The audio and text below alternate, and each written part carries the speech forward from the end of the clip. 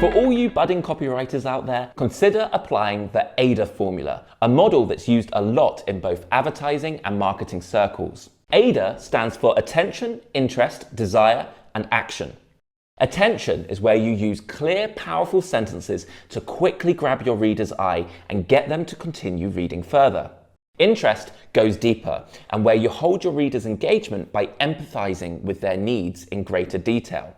For this, consider using bullet points and subheadings when doing this to make your points stand out more clearly. Desire is where you shift the conversation to how your offering can help the reader in a real way, convincing them that they simply cannot do without it. And finally, action. Your time to be clear on the steps you want your readers to take, like clicking on a link or calling a number. And there you have it, the ideal framework for writing great and convincing copy. See you in the next video.